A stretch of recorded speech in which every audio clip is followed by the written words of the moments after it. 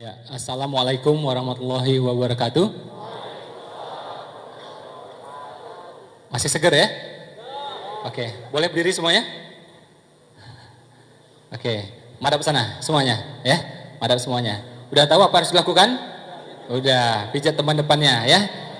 Seng ikhlas ya, pijit teman di depannya. Yang keras dikit, yang keras, yang ikhlas. Oke, turun satu jengkal di bawah, ayo.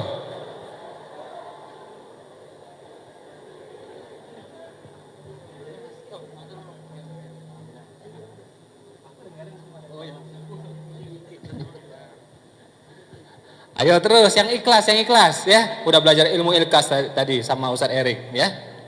Oke, agak kenceng dikit. Oke, dipukul pelan-pelan gini loh, tuk tuk tuk tuk ya. Nah, oke. Balik kanan. Namanya pembalasan biasanya lebih dahsyat ya. Oke. Silakan, yang keras, yang ikhlas.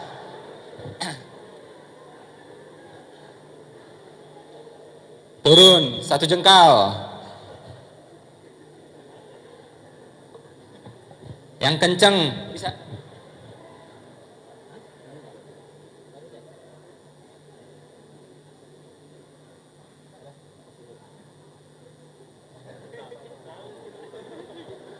Oke, dipukul pelan-pelan, pukul pelan-pelan. Ya. Oke, sekarang dipijit kepalanya pelan-pelan. Kepala. Nah. Pelan-pelan, yang enak. Aduh. Ini kepala kok nggak simetris gitu ya. Itu pecinya, bukan kepala ya. Oke, hadap ke depan. Ya, silakan duduk. Lumayan dah? Ya, pembicaranya yang pegel ya, nggak ada yang mijit. Jadi kalau saya bilang selamat pagi, tepuk tangan satu kali, boleh ya? Oke, pagi. Kalau saya bilang selamat siang, tepuk tangan dua kali. Siang. Kalau saya bilang selamat sore, tepuk tangan tiga kali. Belum. Oke, sore. Kalau saya bilang selamat malam, gak usah tepuk tangan. Ya? Paham? Gampang dipahami? Bisa? Yakin? Oke. Tes boleh? Oke. Pagi? Malam? Nah. Paham. Gampang dipahami. Aduh. Berarti belum fokus nih. Pagi?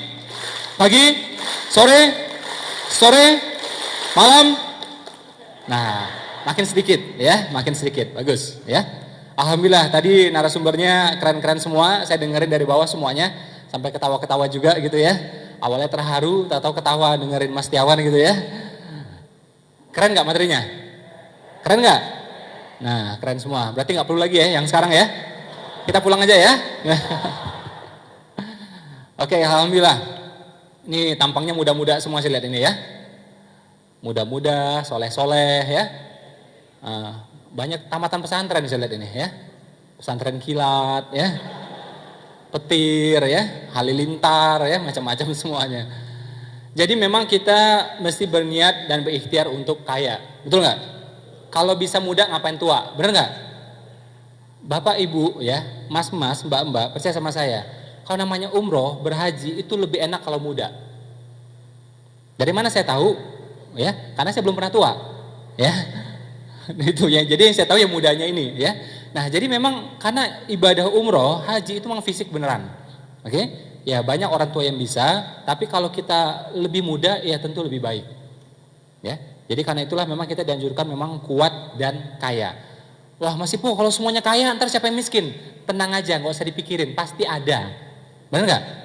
Ya miskin pasti ada, bener nggak? Iya. Kan Allah maha adil Mas Ipo, ini sunatullah, ada yang kaya, ada yang miskin, bener nggak? Bener. Yang penting yang miskinnya bukan kita. Itu? Pasti ada yang miskin. Kayak orang masuk neraka, ada nggak? Pasti ada. Yang penting apa? Bukan kita, bukan keluarga kita, bukan bangsa Indonesia, bener nggak? Biar aja orang lain yang ngisi. Dan gak usah khawatir. Nanti kalau kita semuanya soleh, masuk surga semua, nanti nerakanya kosong. Gak perlu khawatir. Pasti ada yang ngisi. Betul? kemiskinan juga sama. Ya, jadi nggak usah lagi nanti kalau semuanya kaya, siapa yang kerja, siapa yang ini itu semuanya tetap ada ya. Jadi kita nggak usah khawatir. Dan kalau kita percaya pada takdirnya Allah gitu ya, coba buka nanti ya surah tentang waris. Tentang apa? Waris ya. Nanti cek sendiri sampai di rumah. Itu Allah bagi ya warisan itu detail luar biasa ya. Untuk saudara, untuk anak, ya, anak laki-laki, anak perempuan, bahkan cucu, untuk ibu, untuk ayah, sampai ke nenek. Artinya apa? Allah itu berasumsi kita meninggal dalam keadaan kaya. Sehingga hartanya dibagi-bagi itu bisa gitu loh. Kalau hartanya cuma odol, panci, periuk, ini kan susah baginya gitu loh. Ya, apa mau dibagi? Atau hartanya cuma 500.000 ya, itu mau bagi susah baginya. Ya. Jadi Allah itu berasumsi kita meninggal dalam keadaan kaya. Sehingga enak dibagi-bagi di mana-mana semuanya. Dan menariknya ya, hukum waris itu dijelaskan pakai Al-Quran. Bisa dipahami pakai Al-Quran. Ya, tidak perlu pakai hadis. Ya, rata-rata semua hukum Allah itu dijelaskan pakai ayat dan hadis. Kalau warisan, ayat saja 90% bisa dipahami. Betul nggak? Kalau sholat itu pakai hadis. Karena berapa rakaat, berapa kali sehari, apa bacaannya, apa gerakannya, nggak ada semua tuh di ayat. Oke? Pakai hadis baru bisa paham. Pernikahan juga sama, berhaji juga sama, berzakat juga sama, berpuasa juga sama. Ya, pantangan-pantangan puasa tidak ada di Al-Quran, tidak ada di ayat, adanya di hadis. Nah, kalau waris tadi itu di Al-Quran 90% bisa terjelaskan.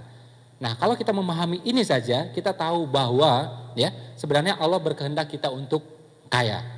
Benar nggak? Lebih awal, lebih baik. Ya, lebih awal, lebih baik. Kita lihat ya. Ini alhamdulillah masjid kita bagus, ya. Tapi kita pergi sekian kilometer dari sini, ketemu dengan mal-mal yang bagus, tempat sholatnya gimana? Ya. Setahu saya, kubahnya masjid itu di atas. Sekarang kubahnya masjid itu udah di bawah tanah. Ya, makin bawah. Paling bau, paling busuk, paling jauh, ya. Dan yang jelek-jeleknya semuanya. Benar nggak? Boleh nggak marah? Nggak boleh marah, dia yang bikin kok, terserah dia. Yang salah ente, kenapa bukan ente yang bikin mallnya? Benar nggak? Haknya dia kok, mallnya dia kok, terserah dia mau ada mau enggak. Mau sempit mau enggak, haknya dia, yang salah kita. Kenapa bukan kita yang bangun mallnya? Betul nggak? Sekolah mereka bagus-bagus, ya, standar nasional, standar internasional, ya. Kitanya nggak bagus. Akhirnya apa? Orang-orang banyak masuk ke sana. Orang bagus masuk ke sana. Orang kaya masuk ke sana. Orang bagus ketemu sekolah bagus. Hasilnya bagus nggak? Makin bagus. Boleh marah? Nggak boleh marah. Jadi dalam istilah saya, segala hal yang membuat kita tidak puas, ya, segala hal yang membuat kita tidak puas, jadikan itu ranah untuk berjuang. Ya, nggak usah marah-marah. Percuma. Saya paling capek tuh dengan orang yang mengatakan ya, wah ini konspirasi, ya, apalagi konspirasi Wahyudi katanya macam-macam semuanya. Sering dengar kayak gituan? Sering banget. Itu omong kosong menurut saya. Kenapa? Bukan soal konspirasinya iya atau tidak. Saya bilangnya simpel aja, adalah haknya mereka untuk ngadain konspirasi, benar nggak? Kita nggak bisa larang, haknya dia kok, benar nggak? Yang salahnya kita, kenapa kita begitu lemah sehingga termakan sama konspirasinya mereka? Benar nggak? Jadi salahnya di kita. Dan coba kalau kita pikir lebih lanjut, mana yang lebih hebat, mana yang lebih kuat? Apa-apa yang mereka konspirasikan atau apa-apa yang Allah dan Rasul wariskan untuk kita? Pasti lebih kuat apa-apa yang diwariskan Allah dan Rasul untuk kita ketimbang konspirasinya mereka. Itu satu alasan. Alasan kedua, ya, kita ini sudah ditakdirkan menjadi umat yang terbaik. Benar nggak? Ayatnya ada. Ya. Jadi sudah takdirnya, kita nggak mau pun udah takdirnya, ya. Jadi umat yang terbaik, oke? Alasan yang ketiga, mereka punya rencana, oke? Allah punya rencana dan Allah sebaik-baiknya penyusun rencana.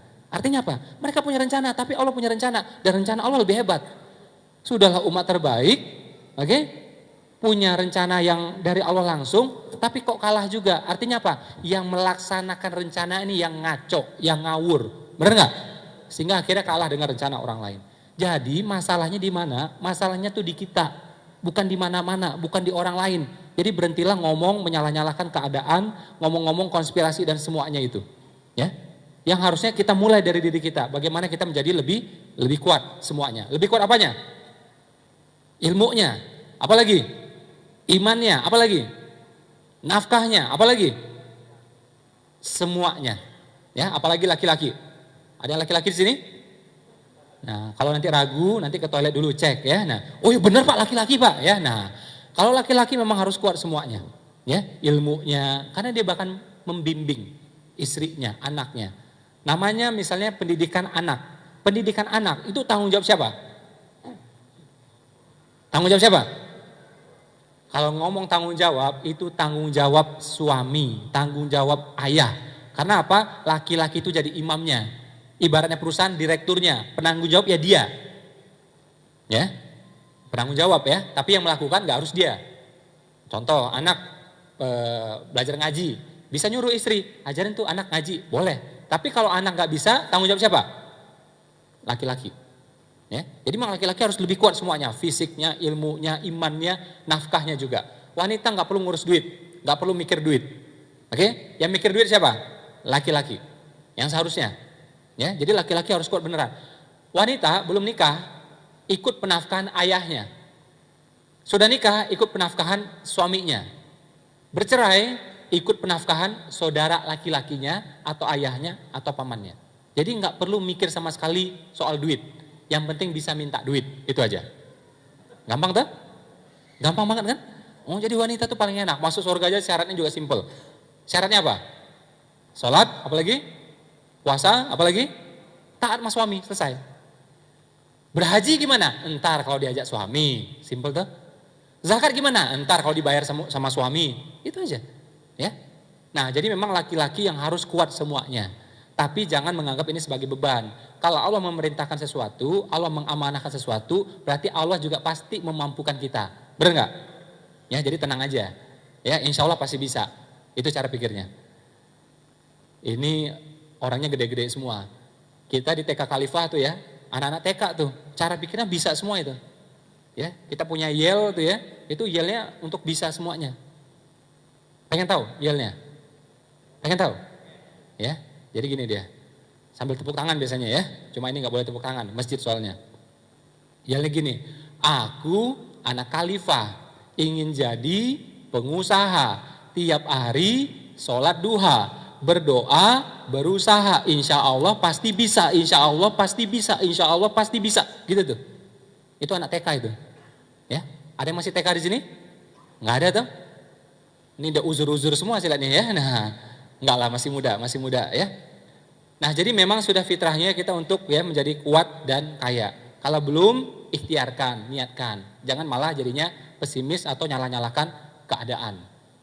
Membentuk lingkungan, ya ini materi yang kedua, membentuk lingkungan itu juga penting. Nanti boleh dicek ya, 10 teman terdekat kita, ini beneran. Ya. 10 teman terdekat kita, ya. Coba nanti cek ya teman-temannya. Coba tanya sama mereka, Mas gajian sebulan berapa? Mas profit sebulan berapa? Ya, tanya tuh masing-masing tuh 10 teman kita. Cek pendapatan mereka setiap bulannya. Terus kita total. Terus diapain? Total. Setelah total diapain? Cari rata-ratanya. Tahu nggak rata-ratanya berapa? Itulah pendapatan kita. Saya ulang ya, 10 teman terdekat kita, cek pendapatannya masing-masing berapa, oke? Total, oke?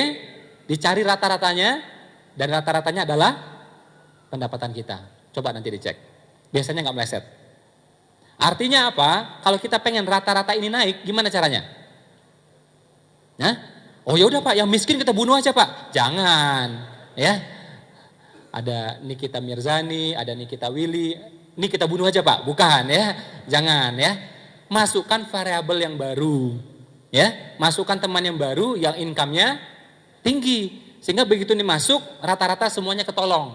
Yang lain ketolong, kita juga ketolong, ya.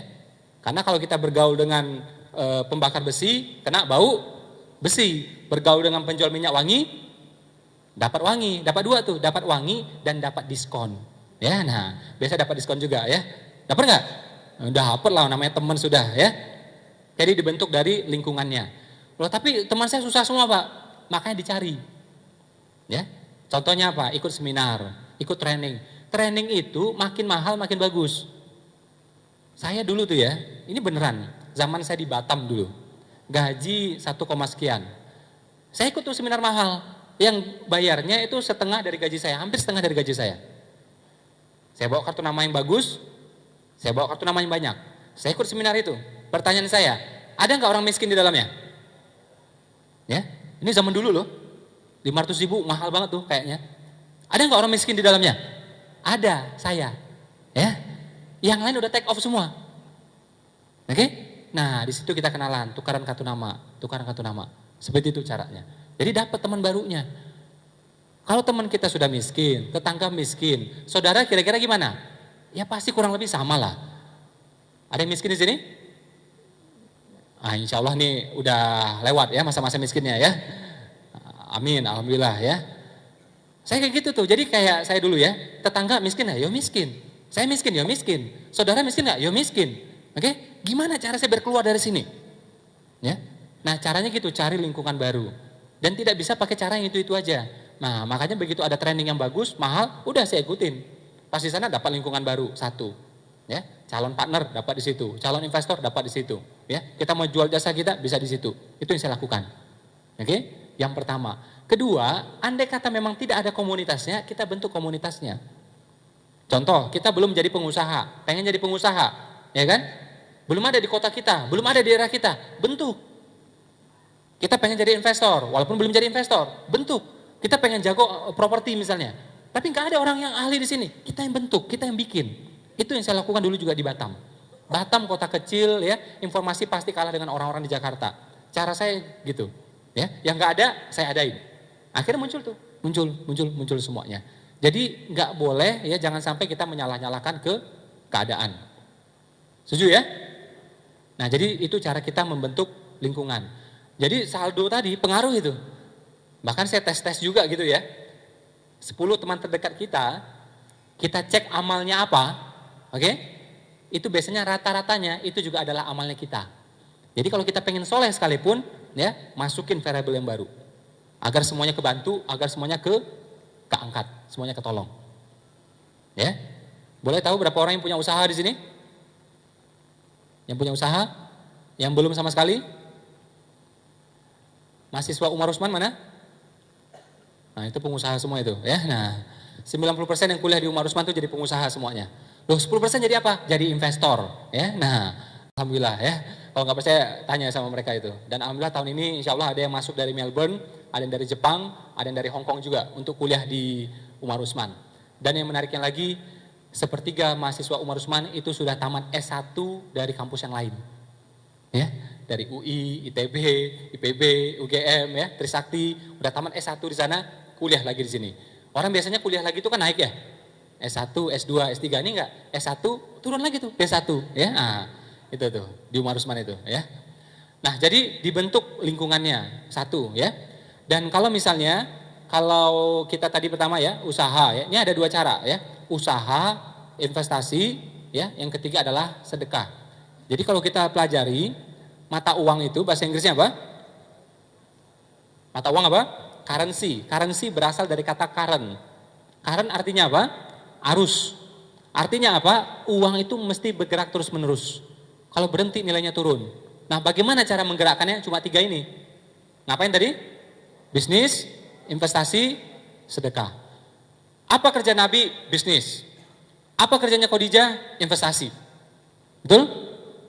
Allah ada kasih contoh ke kitanya. Kita lihat 2 orang terkaya di muka bumi. Siapa? Bill Gates. Ngapain dia? Bisnis. Nomor 2 siapa? Warren Buffett. Ngapain dia? Invest. Kita buka lagi cash flow kuadran. Ya, yang kaya adalah kuadran kanan. Ngapain mereka di sana? 2 hal yang melakukan. Bisnis, invest. Gak ada yang lain. Jadi kalau kita mau kaya caranya cuma itu. Bisnis atau invest. Atau apa? Kawin sama orang kaya. Ya, nah, cuman ya agak susah caranya ya. Karena tampang pas-pasan kayak kita gini ya, biasanya orang kaya nggak mau sama kita ya. Kalau ganteng banget biasanya udah jadi artis sinetron, ya kan? Nah, ini kan saya lihat masih medium-medium lah ya, pas-pasan gitu ya. Nah, jadi kalau muka pas-pasan, amal pas-pasan ya, biasanya ya pasangan kita ya kurang lebih kayak gitu juga gitu ya. Nah, jadi Ini yang cara paling masuk akal, oke? Kalau kawin sama orang kaya kan rumit caranya, ya. Apalagi ini udah kawin semua kan? Udah, ada yang belum di sini? Ada yang belum? Coba angkat tangannya. Coba lurus gini tangannya coba. Gak sampai hati saya, ya. Makanya nikah, ya. Karena nanti doa dari orang tua, doa dari mertua, doa dari istri itu dahsyatnya luar biasa, oke? Nah, sekarang doa dari mertua bisa nggak? Nggak bisa. Doa dari istri bisa nggak? Nggak bisa juga. Makanya Nabi Adam itu nggak kaya. Karena Nabi Adam nggak punya orang tua, nggak punya mertua. Ya kan? Nah, jadi nggak ada yang doain gitu loh. Ya. Nah, kalau lebaran bingung tuh, mudiknya kemana itu ya. Nah, Nabi Adam itu ya. Jadi balik ke kita tadi, bisnis, invest, sedekah. Nah, bisnis ini nggak usah rumit-rumit. Mulai aja dari apa yang kita bisa. Jadi misalnya ya kayak bisnis itu nggak usah rumit-rumit. Impian boleh besar, ya. Mulai dari apa yang kita bisa. Contoh, kita bisa ngajar, mulai dari ngajar, buka kursus. Oh tapi kan perlu ruko Pak, siapa bilang perlu ruko? Oke, bikin apa? Bimbel, privat, langsung ke rumah-rumah. Dapat duit nggak? Dapat duit. Saya dulu itu yang saya lakukan di Batam. Saya bisa bahasa Inggris dikit-dikit, nggak banyak loh, dikit-dikit. TOEFL saya itu dulu ya alhamdulillah lumayan lah ya, 550 gitu. Bagus nggak itu? Tapi itu bertiga sama teman-teman ya. Nah, bertiga di total dapatlah alhamdulillah 550 ya. Itu bahasa Inggrisnya juga pas-pasan. Dulu saya kan rajin tuh belajar bahasa Inggris kan, ikut kursus, ini, itu, macam-macam semuanya gitu ya. Karena saya pikir kalau mau keluar negeri mesti bisa bahasa Inggris. Ternyata enggak, kalau kita mau keluar negeri perlunya cuma dua, paspor sama duit. Ya, nah, enggak harus bahasa Inggris ya. Benar enggak? Bahasa Inggris ngelotok sekalipun enggak ada paspornya, enggak ada visanya ya enggak jadi berangkat gitu ya. Tapi bahasa Inggrisnya enggak bisa, paspor ada, visa ada, duit ada, insya Allah bisa berangkat. Nah itu, jadi bahasa Inggrisnya dulu saya pas-pasan. Apa yang saya lakukan? Saya buka jasa terjemahan. Datang tuh dokumen-dokumen, minta diterjemahin. Ya minta diterjemahin. Lah saya saring yang gampang. Ya, jadi kalau mahasiswa minta terjemahin saya terima. Kampus minta terjemahin saya terima. Kantor-kantor saya nggak terima. Saya bilang lagi full, saya bilang. Ya, padahal kan nggak bisa. Beneran itu. Karena bahasa kantor itu kan dia biasanya ada bahasa-bahasa hukumnya ya, implikasi hukumnya besar. Saya nggak berani, ya. Dan mesti certified kayak gitu. Saya nggak berani. Ya udah kita cari gampang-gampang aja. Mahasiswa lagi bikin skripsi, perlu abstrak pakai bahasa Inggris, saya terjemahin. Masih bisa tuh? Simple banget, ya. Jadi nggak usah muluk-muluk. Kita pengen buka kafe, ya silahkan. Tapi mulai dari apa yang kita bisa. Bisanya 1 meter kali 2, 1 meter kali 2 dulu. Nggak bisa juga terima catering, oke? Catering doang. Bikin kartu nama, ya, langsung kita sebut diri kita, namanya siapa? Ada namanya Bambang, Budi atau siapa aja, taruh di bawahnya, direktur utama. Ada yang marahin nggak? Nggak ada yang marahin. Orang usaha sendiri kok, terserah kita, ya. Mau komisaris langsung juga boleh, ya. Atau ketua dewan pembina, komisaris boleh juga, nggak masalah.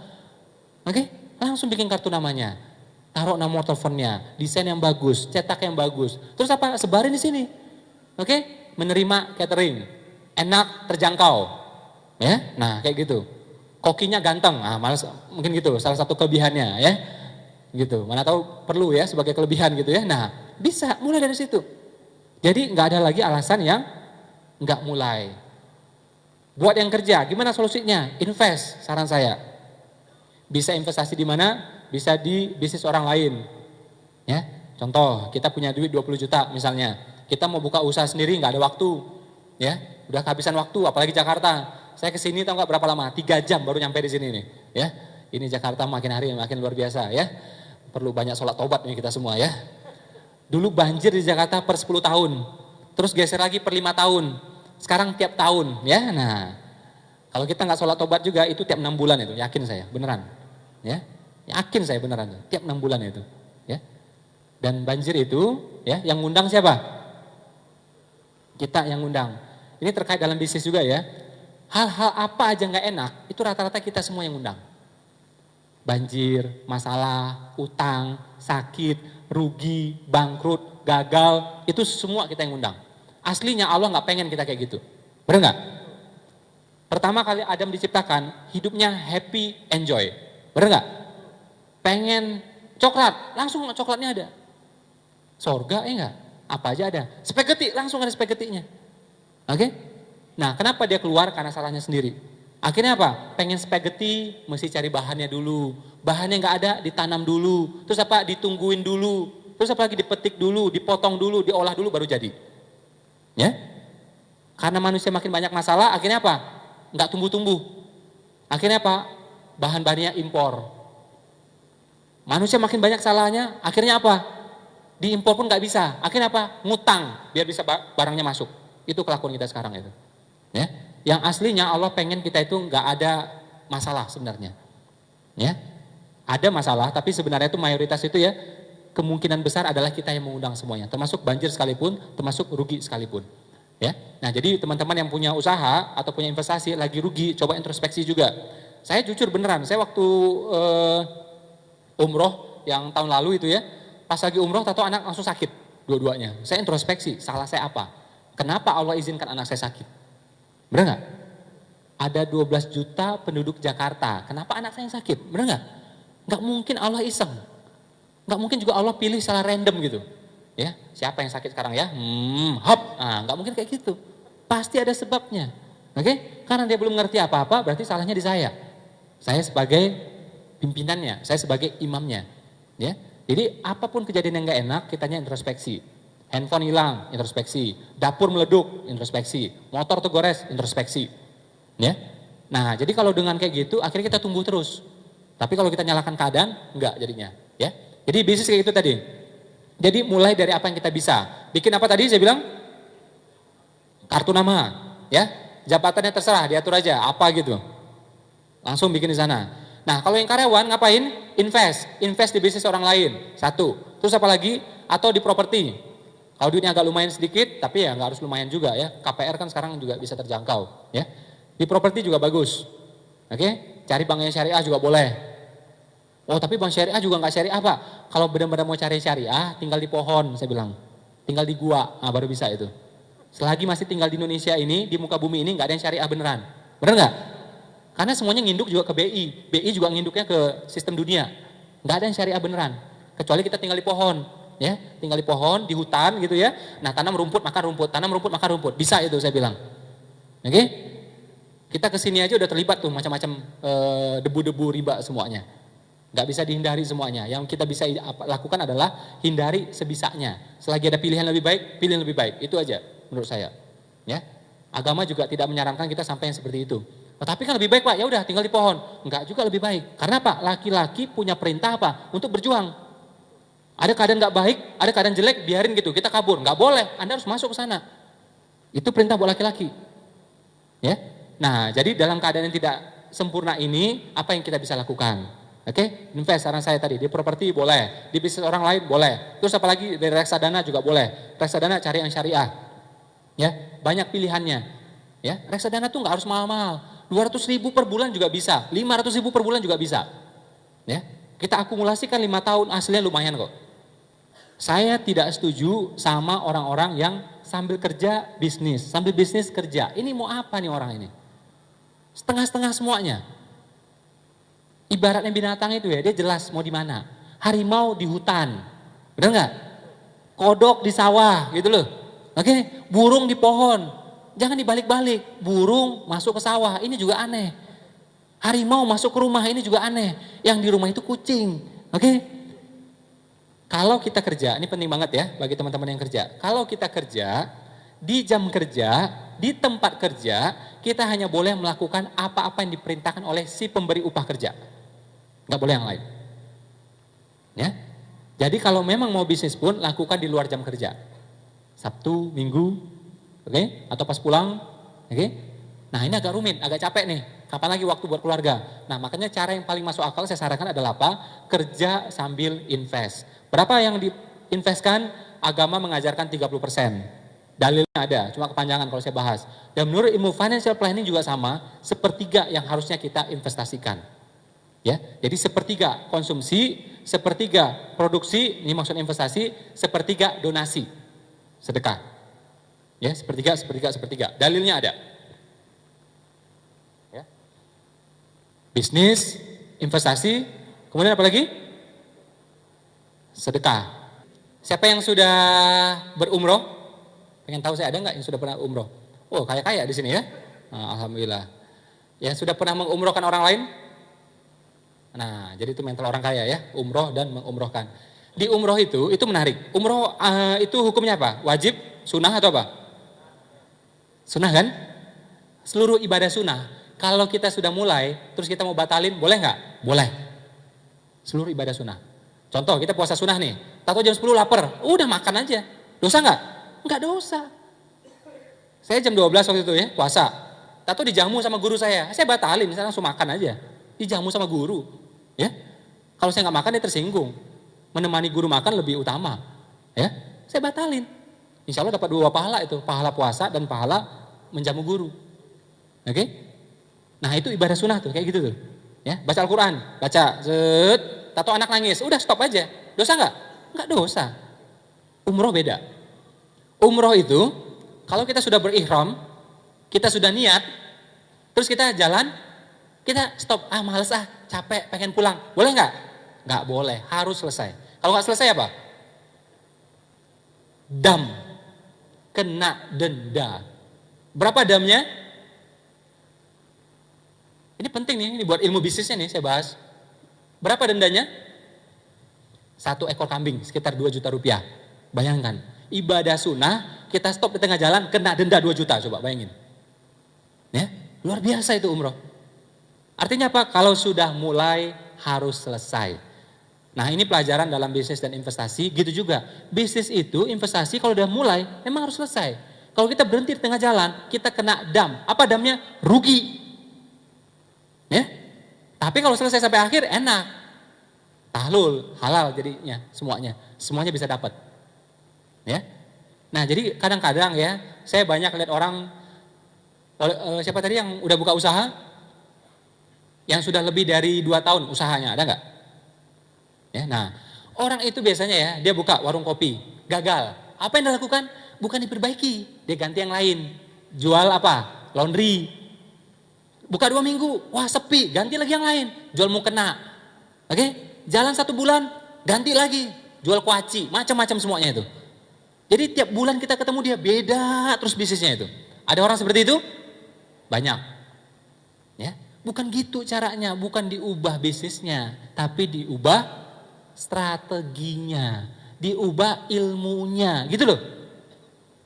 Buktinya orang buka laundry bisa untung nggak? Bisa, artinya bukan laundrynya bermasalah, ilmu ente yang bermasalah. Orang buka kuaci, bisa laku nggak? Bisa laku, kenapa ente jual nggak laku? Berarti ilmu kita yang salah, ilmu kita yang belum cukup. Oke? Nah jadi saran saya jangan, karena orang tuh biasanya kalau udah mulai itu, akhirnya apa? Suka nggak bertahan gitu. Baru main reksadana 6 bulan, belum untung, udah tarik semuanya, ya makin rugi. Sabar, pahami ilmunya, invest lagi, pahami ilmunya, invest lagi. Insya Allah lebih untung. Ya, justru pas anjlok-anjloknya itu duit kita mestinya masuk. Ya. Nah, ini berlaku buat semuanya nih, dalam bisnis, dalam investasi juga ya. Jadi jangan stop di tengah jalan. Kalau stop di tengah jalan, kenapa tadi?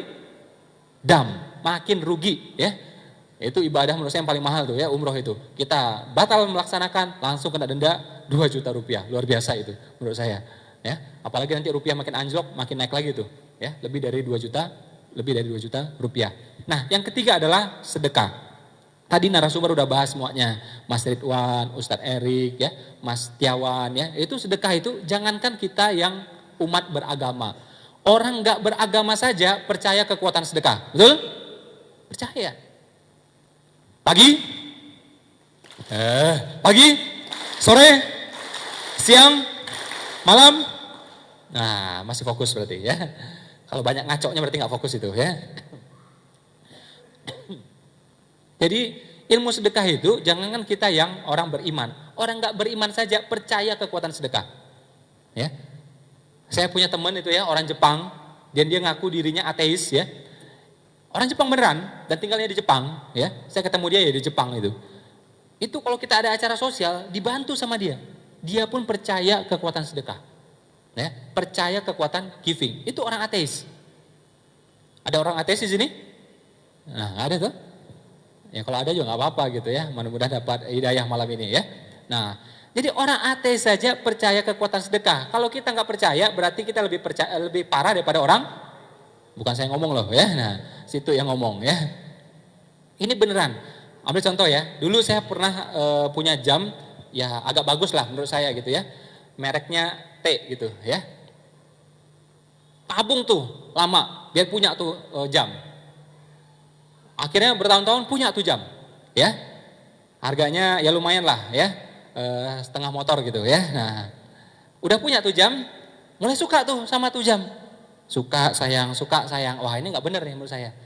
Jadi punya barang tuh boleh ya, tapi kalau udah masuk ke hati itu nggak boleh tuh. Itu masalah itu, ya. Nah, udah akhirnya lepas. Saya kasih sama guru ngaji saya, kasih. Beratnya luar biasa ngasih itu. Kasih enggak. Akhirnya udah kasih aja sudah, ya. Beratnya luar biasa. Sama guru ngaji saya, dia nggak ngerti, dipikirnya jam biasa. Pas terima, oh ya makasih ya, udah langsung jalan dia. Waduh, saya bilang, saya ngelepasnya setengah mati dan nerimanya biasa aja gitu ya. Wah benar-benar tuh, goyah tuh batin ya. Tapi itu ya, setahun 2 tahun setelah itu luar biasa. Akhirnya saya mendapat jam dengan merek yang sama, tapi harganya jauh lebih tinggi ya, dan setengahnya ditraktir oleh teman saya waktu saya di Australia. Ya. Jadi Allah ganti itu. Yang jam ketemu jam nih. Ya, yang jam ketemu jam. Tapi yang dari hari saya sedekah itu, seminggu kemudian waktu itu saya jualan properti, itu saya langsung jualan properti itu 2M langsung. 2 miliar langsung. Jadi nggak imbang dengan apa yang saya sedekahin. Makanya teman saya nggak sampai ngomong tuh ya, ternyata Allah itu tidak adil gitu. Kenapa? Kita cuma sedekah sekian juta bisa dapat sekian miliar gitu. Kan nggak adil itu, ya nggak? Nah, kalau itu nggak rasional itu nggak adil itu. Kalau adil itu sejuta dapat sejuta, itu baru adil. Kalau sejuta dapat 7 juta, itu nggak adil itu. Kalau hitungan manusia gitu ya. Nah, tapi itulah maha adilnya Allah gitu. Saya cuma kasihkan jam, langsung proyek saya, perumahan saya bangun waktu itu di Batam, langsung dapat 2 miliar waktu itu. Brosur kita sedikit, tenaga penjualan kita cuma 1 orang, orang lain sampai 5 orang lain pakai pameran, kita nggak punya budget untuk pameran, tapi penjualan kita waktu itu di Batam tertinggi. Ya, luar biasa sampai seperti itu. Itu yang saya rasakan secara dunia, yang secara langsung. Ya, setelah itu ya berderet lagi macam-macam semuanya. Termasuk juga kayak mengumrohkan. Umroh itu udah dahsyat, apalagi kita mengumrohkan orang lain. Cobain tuh, jebret.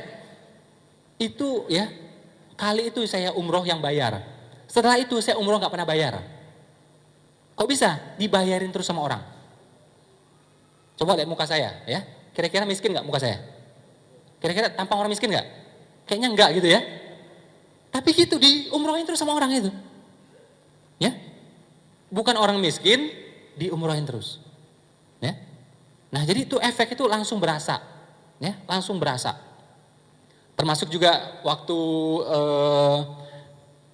buku training ya, bukunya keluar, training juga keluar, Muslim Millionaire, ya. Itu kan training saya wakafkan tuh akhirnya. Awalnya saya bikin untuk untung, kemudian udah saya wakafkan deh semuanya. Itu nggak main-main itu, karena tiap bulan kita cetak ratusan juta itu, ya, ratusan juta itu. Itu baru saya pasang komitmen. Ya, pasang komitmen, belum saya lakukan waktu itu langsung saya dapat kontrak 2 miliar dari sebuah perusahaan BUMN farmasi. Ya, langsung diganti Allah 2 miliar. Ya, itu manfaat duniawi yang saya lihat langsung. Jadi dengan segala macam kejadian itu akhirnya saya menyimpulkan memang setiap sedekah itu pasti berbalas. Pasti enggak? Bahkan saya mengatakan di buku saya pasti enggak pakai insya Allah. Benar enggak? Oh Mas Ipo nggak bener nih, masa ngomong nggak pakai insya Allah.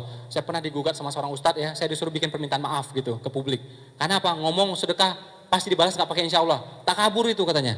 Ya, disuruh saya minta maaf ke publik. Saya pun nggak mau saya. Memang bener itu menurut saya. Karena apa? Kalau manusia yang janji mesti ngomong insya Allah, benar nggak? Besok saya datang ya, besok saya ganti ya, insya Allah dengan izin Allah besok saya ganti. Dengan izin Allah besok saya datang, benar nggak? Dengan izin Allah. Tapi kalau Allah minta izin sama siapa dia? Nggak ada udah. Jadi pasti. Matahari terbit di timur, pasti nggak? Masih belum pasti itu. Karena di Al-Quran tidak ada janjinya. Ya, tapi balasan sedekah dijanjikan belasan kali di Al-Quran. Belasan kali di Al-Quran. Artinya apa? Balasan sedekah itu pasti. Lebih pasti daripada matahari terbit di timur. Lebih pasti daripada hukum gravitasi. Ya, sampai seperti itu. Ya, jadi kalau kita nggak percaya itu kebangetan menurut saya. Ya, Alhamdulillah tuh tim saya semua tuh udah percaya tuh kekuatan sedekah semuanya. Bahkan salah satu tim saya punya mobil satu-satunya disedekahin sama dia. Habis itu rental. Ya, sampai kayak gitu tuh. Sampai kayak gitu. Ya, tapi alhamdulillah ya, macam-macam semuanya. Pernah nggak mengalami udah sedekah tapi kayaknya nggak dibalas? Pernah nggak? Ya, kayak salah satu guru saya sedekah mercy. Enggak, sedekah eskudo dulu. Eskudo dulu mahal. Tahu dapat mercy, tapi tahun 80-an. Lebih murah gitu loh. Langsung tanya ke Allah, ini nggak salah hitung atau gimana nih ya? Kok lebih murah gitu ya? Nah, itu baru DP ya. Itu baru DP, rentetannya panjang, alhamdulillah ya. Pernah nggak mengalami sedekah, terus udah 6 bulan, 12 bulan nggak dibalas gitu? Pernah nggak? Pernah? Jujur aja nih, pernah nggak? Nah, namanya sedekah pasti dibalas. Bentuknya beda-beda, ya nggak? Yang paling penting apa? Jangan ngomong tapi. Aku udah sedekah nih, tapi, nah itu tuh. Tapi itu yang bikin hangus fadilahnya. Contoh, kita ketemu cewek cakep, ya, belum nikah gitu, sama-sama belum nikah. Mbak cantik sih, tapi, nah itu tuh. Kabur nggak dia? Insya Allah pasti kabur. Udah ngomong cantik tuh, udah dipuji tuh. Tapi sambung kata tapi itu yang bikin orang kabur. Mbak cantik, ya. Terus apa lagi? Jangan pakai tapi. Ya, puji aja lagi yang lain apanya. Jadi jangan ngomong tapi. Aku udah sholat duha nih 6 rakaat, tapi kok susah ya hari ini? Nah itu tuh. Tapi itu yang bikin hangus fadilahnya semuanya. Jadi kalau sudah amal, sudah action, udah terusin aja semuanya. Insya Allah pasti berbuah semuanya. Ya. Jadi kalau berbuah sih pasti berbuah ya. Tapi kalau sesuai dengan harapan kita, saya mesti berani, saya mesti ngomong insya Allah. Karena yang sesuai dengan harapan kita. Dan kalau saya itu ya, minta tuh sungguh-sungguh, satu. Kedua, ini paling penting nih sebagai muslim. Ridho dengan segala ketetapan Allah. Jadi menurut Allah itu terjadi, bagus, nggak terjadi juga bagus, nggak masalah. Contoh ya, saya mau ketemu Donald Trump. Donald Trump tuh orang terkaya nomor 80 sedunia. Ya. Apa doa saya? Saya bilang, ya Allah menurut pengetahuanku, menurut ilmuku, ketemu Donald Trump ini bagus. Dapat ilmu, dapat spirit. Izinkan aku ketemu dia ya Allah. Dan aku pengen ketemu dia personal, berdua. Ya, itu menurutku. Kan menurut saya itu yang bagus, benar nggak? Tapi mana yang terbagus kan kita nggak tahu. Hanya Allah yang paling tahu. Maka saya bilang, tapi ya Allah kalau engkau ridho. Kalau engkau tidak ridho, nggak jadi juga nggak apa-apa. Saya bilang gitu tuh. Akhirnya di antara 10.000 orang itu, tahu apa yang terjadi? Donald Trump itu berhenti depan saya. Ngobrol pertamanya dengan saya. Donald Trump. Oke? Orang terkaya urutan 80 sedunia. Saya pergi ke Dubai, ternyata sudah ada tuh Trump Tower. Saya pergi ke Korea, sudah ada juga Trump Tower. Di Amerika apartemennya paling tinggi sedunia. Apartemen ya, dari segi apartemen paling tinggi sedunia. Itu Donald Trump. Ya. Nah, saya pakai ilmu ini, saya pakai doa ini juga pas saya mau ketemu Richard Branson. Saya juga ngomong hal yang sama, ya Allah aku pengen ketemu dia ya Allah. Tapi kalau engkau ridho, kalau engkau nggak ridho ya udah nggak ketemu juga nggak apa-apa. Akhirnya ketemu juga tuh sama Richard Branson. Dan ini lebih unik lagi karena di antara 10.000 orang itu saya satu-satunya orang yang bisa ngobrol sama dia. Setelah ngobrol sama saya langsung keluar. Nggak ada ketemu siapa-siapa lagi. Ya. Dan ilmu ini juga yang saya pakai kemarin Desember ketemu dengan Syekh Yusuf Qaradawi. Pengen banget tuh ketemu. Nggak bisa, pengen banget ketemu, nggak bisa juga. Waduh gimana nih. Akhirnya dapat kabar, oh bisa.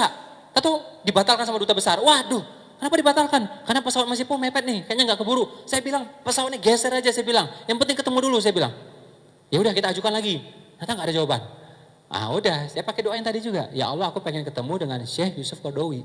Tapi kalau engkau ridho ya Allah. Kalau kau nggak ridho, ya udah. Apa aja deh yang baik. Akhirnya bener dipanggil. Ya, oh Syekh bisa ketemu jam sekian sampai jam sekian. Udah langsung saya datang di mana? Di rumahnya saya datang, tahu nggak? Ya, bukan di kampus, bukan di mana-mana, bukan di kedutaan, di rumahnya saya datang. Alhamdulillah. Ya. Nah, jadi teman-teman misalnya sedekah nih, punya hajat apa? Silahkan punya hajat apa? Pengen Xenia, boleh. Pengen Avanza, boleh. Pengen Juke, boleh. Apa? Silahkan. Tapi mesti ditambah dengan kalimat yang tadi, ya. Apa saja, ya, yang menurut Allah adalah yang terbaik. Jangan kita yang dikte. Ya Allah, pokoknya Avanza Allah, Avanza ya Allah. Ya, yang terbaru, yang second nggak mau. Ya, yang terbaru, second nggak mau. Ini kan Allah bingung gitu ya. Padahal Allah pengen kasih dia Pajero, ya kan? Dia ngotot Avanza coba. Kan masalah di dia ini. Ya. Jadi salah minta itu orang. Ya Allah, ini rumah ini bagus banget ya Allah. Ini tipe 70 ya Allah. Aku pengen ini rumah ini. Pokoknya rumah ini. Kalau nggak jadi rumah ini, aku nggak jadi sholat. Ini kan ngaco. Pak Allah udah siapkan sama dia apartemen yang lebih gede. Ya, dia ngotor rumah yang kecil ini. Makanya saya bilang kita nggak tahu mana yang terbaik.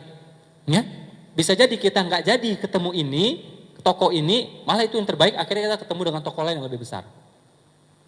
Ya, jadi tenang aja. Makanya apa-apa tuh nggak pusing. Saya tuh seminar tuh ya. Saya ngadapin macam-macam peserta. Dari yang 100 peserta, dari yang 1000 peserta, dari 10.000 peserta juga. Kita namanya manusia pengen rame. Tapi saya bilang terserah engkau ya Allah. Ini hari sekarang hujan, aku tetap pengen rame. Tapi terserah engkau. Akhirnya datang segini nih. Ya, kemarin yang di Pondok Indah, itu Jakarta lagi hujan 2 hari itu. Jalanan sepi di mana-mana tuh di Pondok Indah kemarin itu. Alhamdulillah rame juga itu. Ya. Nah, jadi paling enak itu ya, kalau apa? Hidup kita serahkan pada Allah yang nyusun strateginya, Allah yang nyusun skenario-nya, Allah yang nyusun tiketnya, Allah yang beliin tiket untuk kitanya. Itu paling enak sudah. Termasuk juga teman-teman yang punya hajat sedekah. Jadi boleh nggak sedekah? Sedekah terus berharap biar dapat jodoh, biar dapat keturunan, biar dapat pekerjaan, biar bisa mulai usaha. Boleh nggak? Ya boleh. Ini sedekah berharap, boleh nggak? Boleh nggak? Sekarang saya balik. Nggak sedekah terus berharap, boleh nggak? Nggak sedekah terus berharap, boleh nggak? Masih boleh. Kita nggak sedekah nih, terus berharap, ya Allah aku pengen jodoh yang cantik ya Allah, soleha ya Allah, boleh nggak? Masih boleh. Nggak sedekah aja boleh berharap, apalagi kalau sedekah, benar nggak? Makin boleh. Malah itu sebaik-baiknya gini loh, saya bilang, kalau punya target, punya impian, ya, punya impian nih, beli pakai doa, beli pakai ikhtiar, beli pakai amal. Orang rata-rata ngomongnya apa? Doa usaha, belum cukup menurut saya. Doa usaha amal. Amalnya apa? Sedekah, apalagi duha, apalagi tahajud dan macam-macam semuanya. Duha itu penting, duha itu singkatan. Duha, doa khusus pengusaha, ya. Nah, itu duha. Jadi yang pengen rezekinya kayak pengusaha, pegang duha. Ya. Tahajud juga penting. Tahajud itu singkatan. Singkatan apa? Tahajud, tahu-tahu hajat terwujud, ya. Nah, itu. Siapa yang udah baca buku saya? Boleh tahu? Berapa orang di sini sudah baca? Yang belum sama sekali? Yang belum tolong angkat tangannya? Mudah-mudahan dapat hidayah ya. Nah, saya doakan ya. Enggak harus beli, pinjam teman juga boleh. Yang penting baca gitu loh ya. Acara saya juga ada di TV One tiap Sabtu jam 12:30 ya. Sabtu 12:30, gampang ingatnya ya. 12.30 sampai jam 13 ya. Sabtu 12:30. Hari apa? Jam berapa? TV apa? TV One. Nah, pinter semuanya ya, lulus ya. Nah. Jadi sedekah berharap boleh nggak? Boleh. Berapa persen ideal sedekah kita? Berapa persen? Nih, umat Kristiani itu sedekahnya 10%. Pengen sama dengan mereka atau lebih baik? Ya. Ketika umat Yahudi puasa tentang Nabi Musa itu, Nabi tahu itu, wah Nabi langsung tambahin itu. Nabi nggak mau kalah. Kami lebih berhak merayakannya. Ditambah puasanya sama Nabi itu. Ya. Kayak gitu tuh. Puasa apa tuh? Nah, ntar belajar, masa nggak hafal itu ya. Beneran itu, Nabi pas tahu, oh ini ketika Nabi Musa lepas dari kejaran Fir'aun, kami merayakannya, kami berpuasa. Nabi tahu itu, oh kami lebih berhak merayakannya, ditambah puasanya sama Nabi itu. Oke? Nah, mereka di luar sana sedekahnya 10%. Saran saya, kita di sini berapa persen? Minimal saran saya 20%. Berapa persen? 20%. Rutin tiap bulannya, kemana aja terserah. Ya, lembaga ini boleh, lembaga itu boleh, ya, ke saling sapa juga boleh. Ini saling sapanya luar biasa. Ini kegiatannya mendunia, tahu nggak? Salingsapa.com, nanti boleh cek sendiri ya. Itu hampir seluruh ustadz Indonesia ada di situ semuanya. Yang the best of the bestnya ada semua di sana. Yang bukan ustadz cuma saya, ya, alhamdulillah ya. Yang ini ustadz semuanya, ya. Seperti kata Mas Setiawan tadi ya, saya ini ya bukan ustadz ya, bukan juga ustazah gitu ya. Nah, memang jelas ya dari potongannya kayak gini ya. Nah.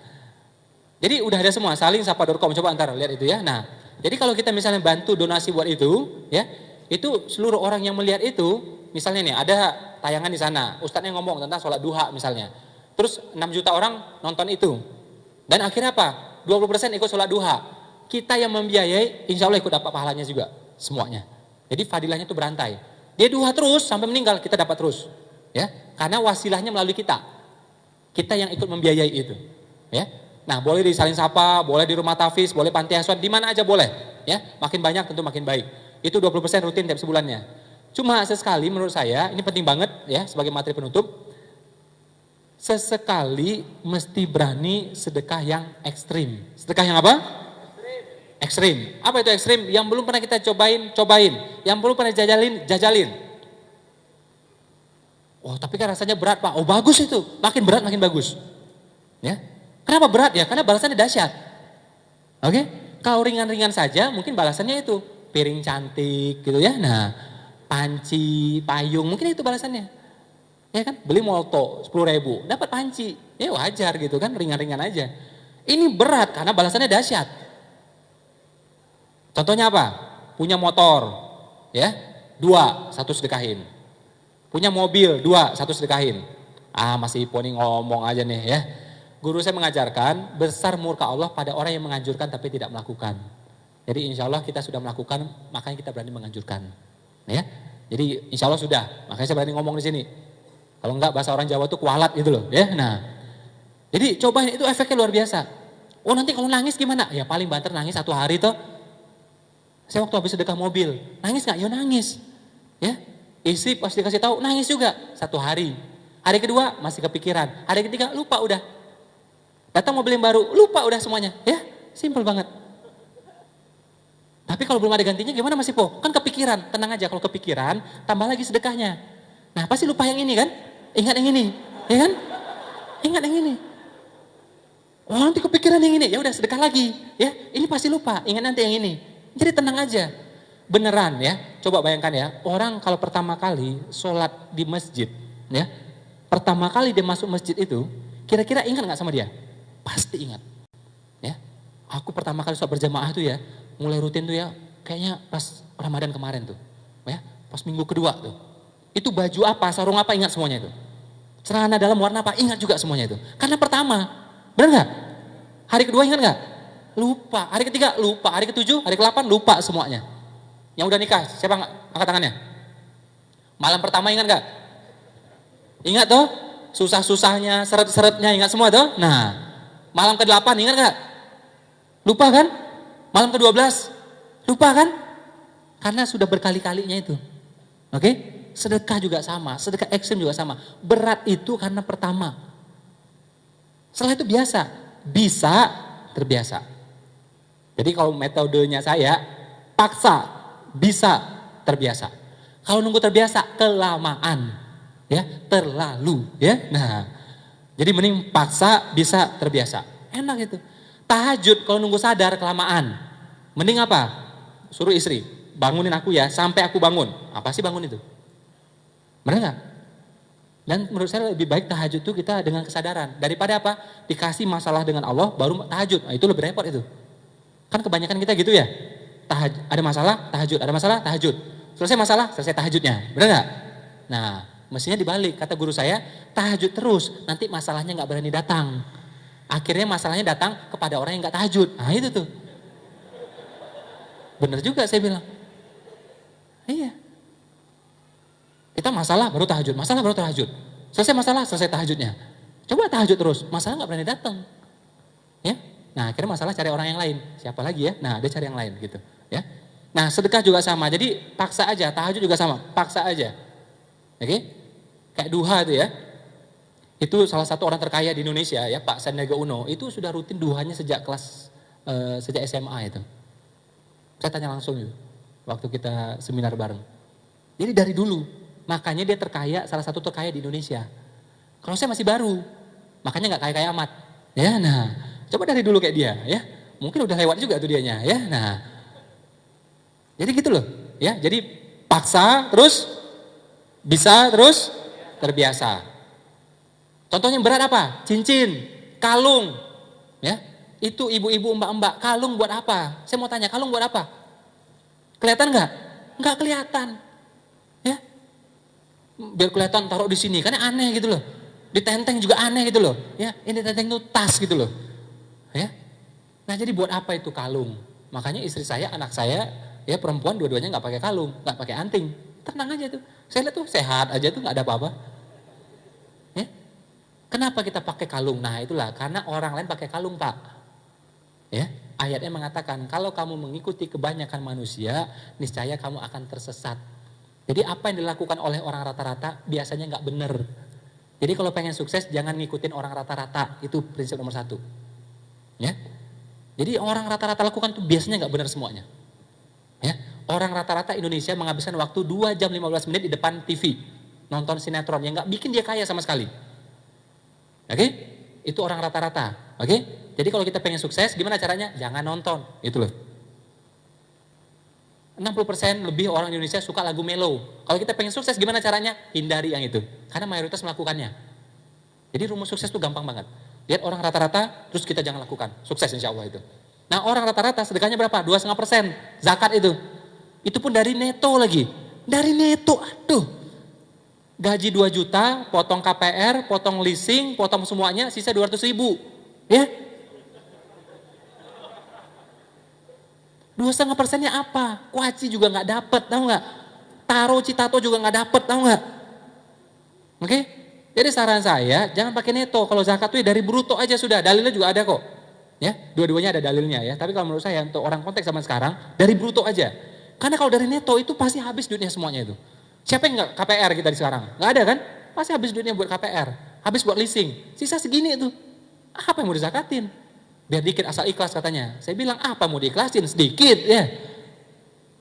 Yang diikhlasin itu yang banyak, tau nggak?